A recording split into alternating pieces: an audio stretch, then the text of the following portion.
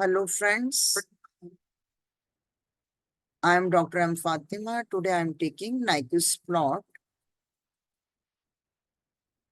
A nyquist plot is actually a frequency response plot. It is used in control engineering and signal processing.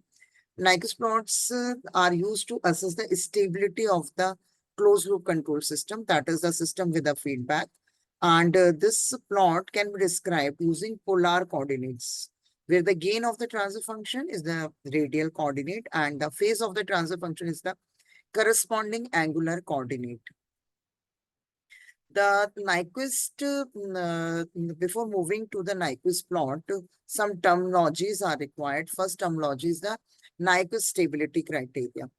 And this works on the principle of argument, and it states that if there are p number of poles and z number of zeros, and if these p poles and zeros are enclosed by the S-plane closed path, then the corresponding GSHS, that is open loop transfer function plane, must encircle the origin by p minus z times, so that we can write n equal to p minus z, where n is the number of encirclements of Nyquist contour to the origin of GSHS plane. The origin of GSHS plane is -1 plus J0.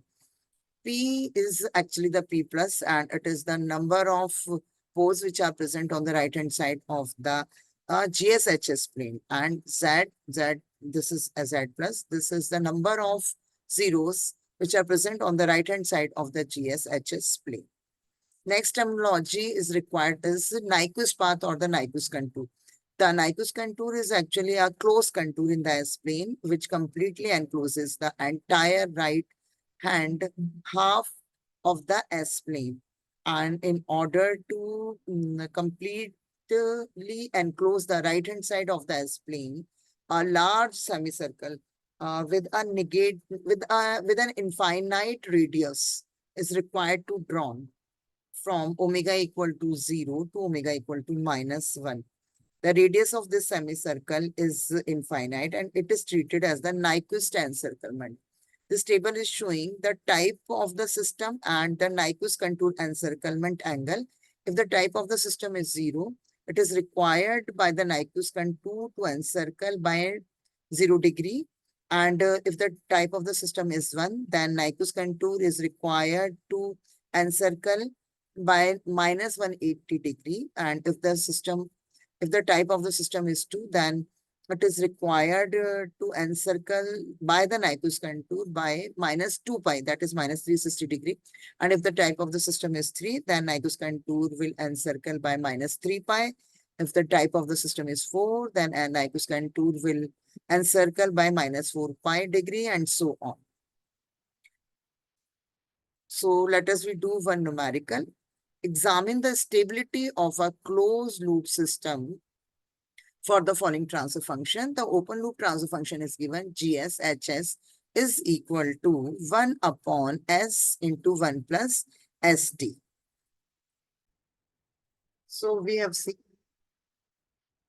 seen here G of S is equal to 1 upon S into SD plus 1, right? So this is not only GS, just wait. This is not only GS, but this is the open loop transfer function. So this is equal to GS H of S, right? So this is equal to 1 divided by this much value. Now, first step I want to write is put S equal to J omega. So the J omega H J omega is equal to 1 upon J omega into J omega T plus 1, right? So J omega T plus, this is plus and 1. Okay, now we have put here the value of J omega. Now I want to plot the polar plot for this from omega equal to 0 to omega equal to -0. For this, I have to calculate the magnitude and angle of this. we have already seen that if we have some complex number like a plus ib divided by c plus id, the magnitude of this complex number is equal to under root of a square plus b square divided by c square plus d square. Just wait.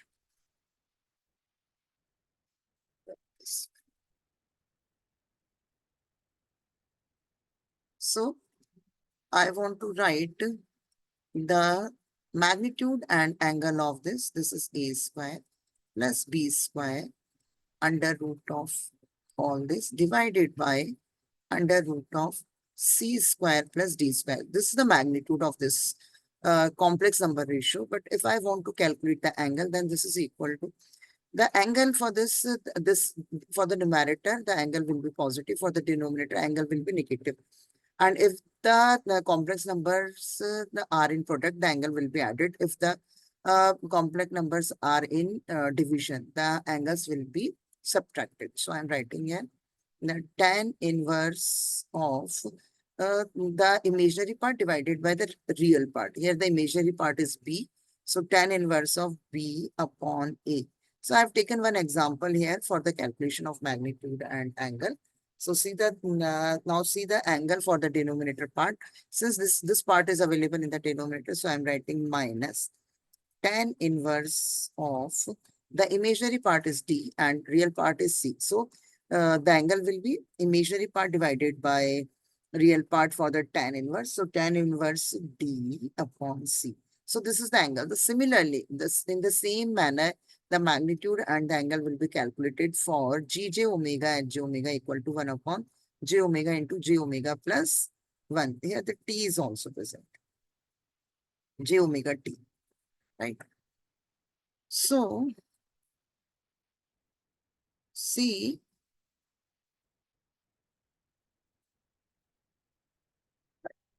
correctly. This is j omega t. Okay, this is j omega. Okay, now let us do the second step. Calculate the magnitude.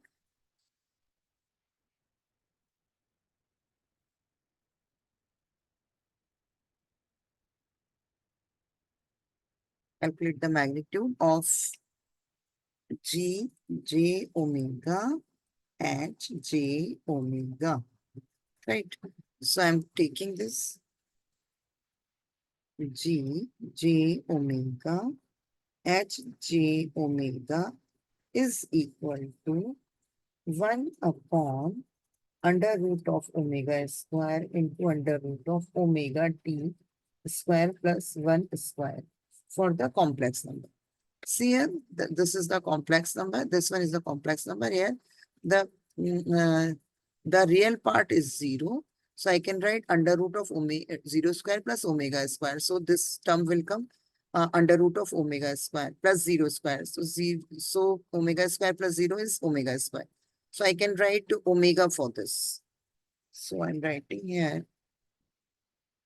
So this is equal to 1 upon omega under root of omega t. This is whole square plus 1.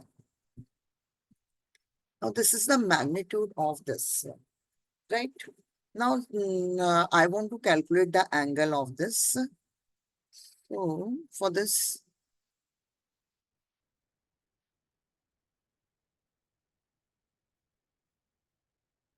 now I want to calculate the angle. So for the angle, in a similar manner, angle will be calculated. For the numerator part, the angle will be positive, and for the denominator part, angle will be negative. So see, the angle is equal to, for the numerator part of this. Here the imaginary part is 0. J into 0, right? So this is what? Tan inverse. For the numerator part, angle will be positive. So I'm writing tan inverse. The imaginary part is 0 here. 0 and real part is 1. Minus for the this denominator term, for this term. So minus tan inverse of imaginary part is omega. So omega upon real part is 0. Omega upon 0. For this one, this is also in a denominator. So I'm writing minus tan inverse of the imaginary part is omega t divided by real part is 1. Now the angle is how much? This is equal to tan inverse of 0 degree minus omega upon 0 is infinity. So I'm writing here tan inverse of infinite and minus tan inverse of omega t. So this is the angle. Tan inverse of 0 degree is actually equal to 0 degree minus tan inverse of infinity is 90 degree.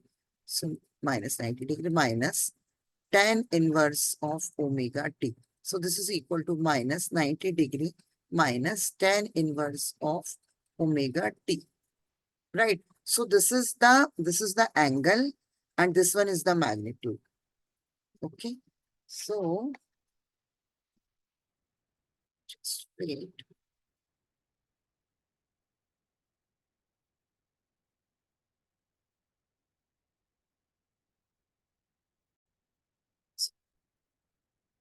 So see, this is the magnitude and this one is the angle. Now let us we calculate the value of this magnitude and angle for omega equal to 0 and for omega equal to infinity. Calculate the magnitude and angle. J omega h j omega its magnitude. Omega equal to 0 and omega equal to infinity and similarly for the angle.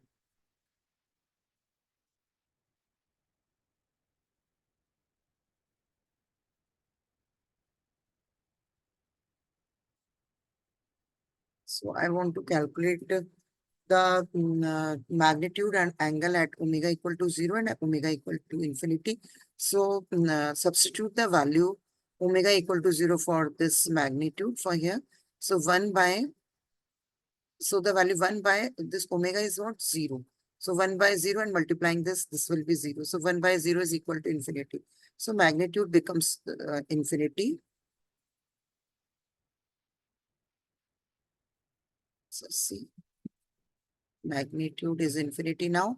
And what about the angle? This is a minus 90 degree and minus tan inverse of 0. Tan inverse of 0 is 0. So angle will be minus 90 degree. If I put now omega equal to infinity, so 1 by infinity in the magnitude. Here 1 by infinity. So this becomes equal to 0. So magnitude becomes 0 degree. Sorry, 0. And angle, if I put minus 90 degree minus tan inverse of infinity here. The value of omega equal to infinity. So the tan inverse of infinity is again minus 90 degree. So this becomes minus 90 degree minus tan inverse of infinity is equal to minus 90 degree minus tan inverse of tan inverse of infinity is equal to how much? Again 90 degree, right? So this becomes minus 90 degree. This is also minus 90 degree. So this is equal to minus 180 degree. So here for omega equal to infinity, the magnitude is 0, angle is minus 180 degree. So I want to plot this magnitude and angle for different values of omega. So draw the polar plot. We know that for the negative angles, we move clockwise like this in this direction, like in this direction, we have to move. So this is 0 degree. This much is how much? This is 90 degree. So this is minus 90 degree. Then this much is how much? This one. This is also 90 degree. So 90 degree plus 90 degree. This is minus 180 degree. Plus 90 is minus 270 degree. Plus 90 is minus 360 degree. Sorry. Now see, for omega equal to 0, magnitude is infinity. At what? At minus 90 degrees. So from minus 90 degree, it is coming somewhere from infinite and moving towards minus 180 degree for omega equal to infinity. So I can draw this diagram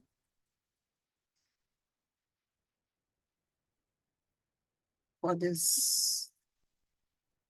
I can draw from minus 90 degree to